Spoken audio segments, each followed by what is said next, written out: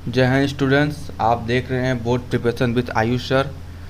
और जैसा कि आप जानते हैं कि टेंस का सीरीज चल रहा है, जिसमें आज हम आपको पढ़ाने वाले हैं past continuous tense.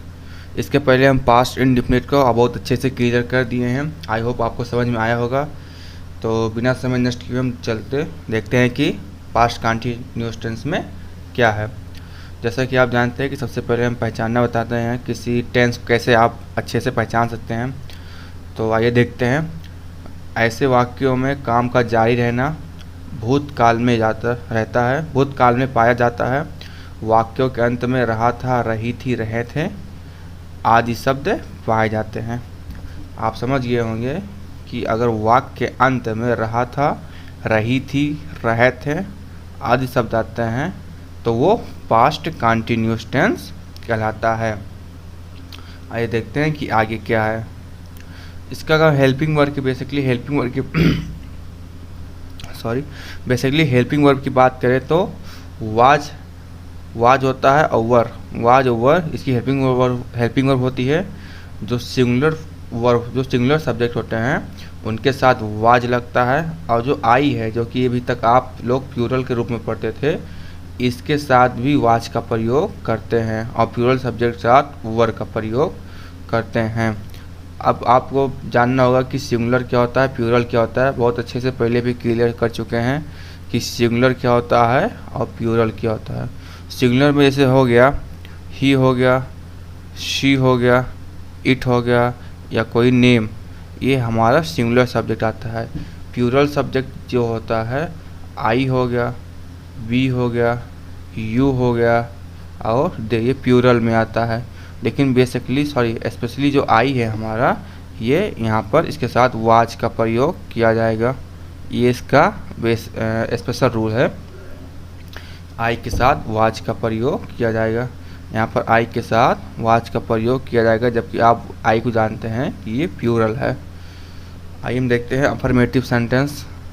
Affirmative sentence में क्या है।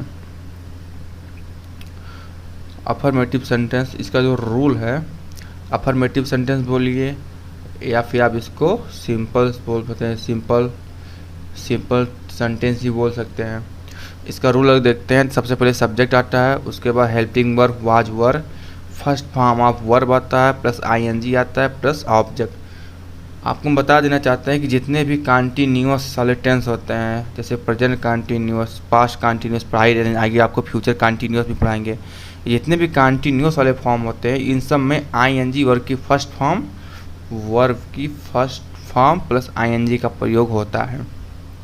आप लोग इसको अच्छे से दिमाग में सेट कर लें। एक बार दोबारा रूल देखते हैं। सब्जेक्ट प्लस वाज या verb plus first form of verb plus ING plus object. आइए चलिए देखते हैं कि नेक्स्ट स्लाइड में हमारा क्या है। जैसा कि आप सेंटेंस देख रहे हैं, सबसे पहले आप पहचाना सीखिए। अंत में रहा था, रहे थे, रही थी, तो ये हमने आपको अच्छे से बता दिया है। अब देखते हैं, मैं अपनी किताब पढ़ रहा था, तो इसका होगा आई, सब्जेक्ट हमारा, इसके साथ वाज लगा दिया, ठीक है। हेल्पिंग वर्ब हो गया, रीडिंग वर्ब की first form plus ING, reading. My book हमारा ऑब्जेक्ट है। नेक्स्ट देखते हैं, वे फुटबॉल खेल रहे थे, वे फुटबॉल खेल रहे थे, दे प्लूरल है इसलिए वर्ब लग गया। प्ले प्लस आईएनजी वर्ब की फर्स्ट फॉर्म प्लस आईएनजी लग गया। ये क्या है, ऑब्जेक्ट। ऑलरेडी आप सब अच्छे से समझ रहे हैं, क्योंकि आपको हमने ऑलरेडी इसका 6-7 लेक्चर आपको ऑलरेडी प्रोवाइड कर दिया है, तो आई होप आप समझ रहे होंगे। हम अपना पाठ याद कर रहे थे, वी प्लूरल है तो वर, लर्निंग आवर लेसन। तुम मेरे नौकर को बुला रहे थे, यू प्लूरल है तो वर, कॉलिंग माई सर्वेंट। वह एक मधुर गाना गा रही है, पहले भी बताए थे अभी भी बता रहे हैं। लास्ट में आप ध्यान से देखिए, अगर रही थी, अगर सेंटेंस में वह आया है तो आप एक बार लास्ट में जरूर चेक किए कि वहाँ रहा था या रही थी। रही है तो यहाँ पर शी हो गया, शी के साथ वाज सिंगुलर है, singing a sweet song. I hope आपको समझ में आया होगा।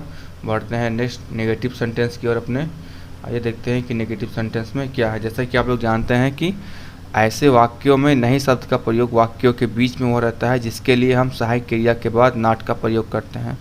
मतलब जो वाक्य है उसके बीच में नहीं शब्द का प्रयोग हुआ रहता है। जैसे एग्जांपल देखते हैं हम, वह घर नहीं जा रहे हैं, देखो यहाँ बीच में नहीं शब्द आ गया, ठीक है। बस यही आपको समझना है कि पहचानने का सबसे कि नहीं शब्द आ जाता है वाक्य के बीच में, तो वहाँ पर आपको निगेटिव सेंटेंस बनाना रहता है। आइए इसकी हम रूल की बात करते हैं बेसिकली।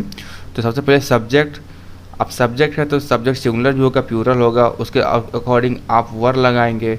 वर्क के बाद ऑलवेज नॉट या हेल्पिंग वर्क के बाद not plus first form of verb plus ING plus object. एक बार और देखते हैं।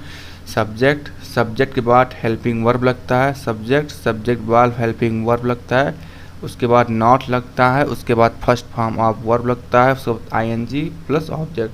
आपने नोटिस किया होगा कि जितने भी नेगेटिव सेंटेंस है हमेशा जो टेंस का हेल्पिंग वर्ब होता है उसके बाद नॉट का यूज किया जाता है।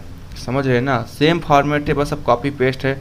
सब में केवल और केवल हेल्पिंग वर्ब चेंज होता है और उसकी जो वर्क की फॉर्म है बस, और बाकी सब वर्क की फॉर्म प्लस आईएनजी है कि नहीं, यही सब चेंज होता है। अगर कंटिन्यूअस है तो उसमें आईएनजी या वर्क की फर्स्ट फॉर्म जरूर रहता है। आइए देखते हैं कि नेक्स्ट स्लाइड पर हमारे क्या है, इसका प्रैक्टिस देखते हैं। तो 4 सेंटेंस से समझते हैं। लास्ट में रहे थे तो आप समझ रहे हैं ये क्या है, पास्ट कंटिन्यूअस टेंस। और हम देखते हैं कि वे घर नहीं जा रहे थे, तो दे वर, वर्क बाद नॉट, हेल्पिंग वर्क के बाद not, going home. They were plural है, ठीक है। राम दीवार से नहीं कूद रहा था, Ram was not jumping from the wall. हम मेज पर नहीं सो रहे थे, we were not sleeping on the table. वे स्कूल नहीं जा रहे थे, सॉरी मैं स्कूल नहीं जा रहा था, I was not going to school. वह एक गाय नहीं खरीद रहा था, he was not buy a car, sorry buying a cow. I hope आपको समझ में आया होगा। आइए बढ़ते हैं कि अपने नेक्स्ट स्लाइड की ओर, देखते हैं कि हमारे नेक्स्ट स्लाइड में क्या क्या है, ठीक है। जैसा कि आप देख रहे हैं कि इस समय आपके स्क्रीन पर इंट्रोगेटिव सेंटेंस आ गया है। अब इंट्रोगेटिव सेंटेंस में बेसिकली क्या होता है, इसमें क्वेश्चन होते हैं, क्वेश्चन। वाक्य जो होता है या सेंटेंस जो होते हैं उसमें क्वेश्चन पूछे रहते हैं, उसमें क्या, क्यों, कहाँ, कैसे, या WH फैमिली, ये सब ऑलरेडी उसमें पूछे गए होते हैं। इसमें देखते हैं जो पहला रूल है हमारा, फर्स्ट रूल जो है, रूल फर्स्ट जो हमारा है, यदि प्रश्नवाचक शब्द वाक्य के पहले आए तो। अब प्रश्नवाचक शब्द से मतलब ये है कि WH वर्ड, अगर WH वर्ड जो है वो सेंटेंस के पहले आ जाए तो WH वर्ड मीन्स क्या, वाट हो गया, व्हाई हो गया, वेयर हो गया, हु हो गया, होम हो गया, हुज हो गया। ये जितने भी सेंटेंस है या जो आप मोटा मोटा बोल सकते हैं, जो WH वाले सेंटेंस जितने भी है, आगे वाट, फिर होम, हुज, दिस नहीं, मतलब जो भी जितने भी सेंटेंस हैं वो सारे WH फैमिली में आते हैं प्रश्नवाचक वाक्य में। आइए देखते हैं यदि प्रश्नवाचक शब्द वाक्य के पहले आए तो वाज या वर प्लस सब्जेक्ट लगता है, उसके बाद first form of verb plus ING plus object, ठीक है। तो इसका हम सेकंड रूल देखते हैं, इसका सेकंड रूल भी है इसका, जैसा कि आप देख रहे हैं। यदि प्रश्नवाचक शब्द वाक्य के बीच में आए तो, प्रश्नवाचक शब्द वाक्य के बीच में आए तो क्या होगा, WH वर्ड प्लस वाज या were plus subject plus first form of verb plus ING plus object. एक बार दोबारा देखते हैं, यदि बीच में आता है तो क्या होता है, WH वर्ड आएगा। अगर बीच में नहीं आएगा तो सेंटेंस यहीं से शुरू हो जाएगा। यदि वो क्या शब्द वाक्य पहले आएगा तो सेंटेंस यहीं शुरू होगा, WH से ये नहीं रहेगा। यदि वाक्य बीच में आता है तो WH वर्ड से शुरू होगा, वाज या verb plus subject plus first form of verb plus ING plus object और अंत में क्वेश्चन मार्क। इसको आप जरूर ध्यान दीजिएगा। आइए देखते हैं कि नेक्स्ट स्लाइड पे हमारा क्या है। तो देखते हैं कुछ एग्जाम्पल से इसको हम अच्छे से समझते हैं। क्या हम बाजार जा रहे थे, वर, क्या हम बाजार, बी है तो वी के साथ है, क्या मतलब क्या है तो पहले हेल्पिंग वर्ड शुरू होगा, तो वी के साथ यहाँ पर क्या होगा, वर। गोइंग टू मार्केट, क्या मोहन अपने नौकर को गाली दे रहा था, तो मोहन के सिंगुलर है तो सिंगुलर लग गया, तो was Mohan abusing his servant. क्या वे लड़के शोर नहीं मचा रहे थे, वर दोज बॉयज। अब देखिए वे लड़के, ठीक है, वे लड़के, तो दोज के साथ जो नाउन रहता है उसको भी आप साथ में, दीज या दोज इसके साथ के जो नाउन है उसको भी आप अपने साथ में इंक्लूड करेंगे। तो वर those boys not making a noise, क्या मैं तुम्हारे साथ नहीं जा रहा था, was I not going with you. Okay, कितने लड़के मैदान में खेल रहे थे, तो हाउ मैनी तो होगा ही, साथ में जिसके साथ जो नाउन है उसको भी इंक्लूड करेंगे, how many boys were playing in the field.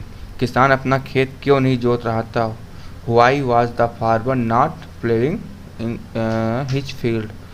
वह कमरे में क्या कर रहा था। ये सब देखिए बीच में क्या क्यों वाले आ गए हैं, वह कमरे बीच में क्या कर रहा था। What was the doing in the room। कक्षा में कौन रो रहा है। Who was weeping in the classroom। कक्षा में कौन रो रहा है।